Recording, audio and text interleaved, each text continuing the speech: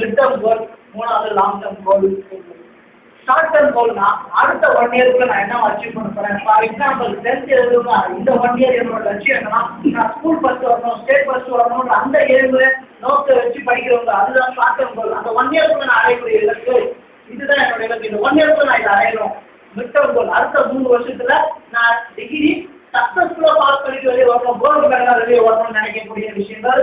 ரெண்டாவது mid term கோல் சொல்லுவோம். மூணாவது லாங் டேர்ம் கோல், அதாவது 5 வருஷம்.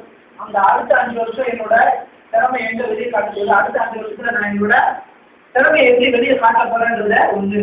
ஆனா இதையும் மீறி ஒரு கோல் ஒன்று ஒரு லட்சியம்னா அதுதான் வாழ்க்கைக்கான லட்சியம். அது எத்தனை வருஷம்னா 5 முதல் 15 வருஷம்.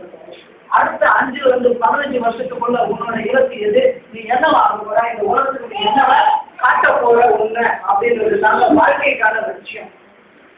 இப்ப நம்ம பண்ணதெல்லாம் ஒரு ஷார்ட் டேர்ம் கோலா இருக்கு. சும்மா அந்த நிமிஷத்துக்கு நம்ம செய்யக்கூடிய விஷயங்கள். இந்த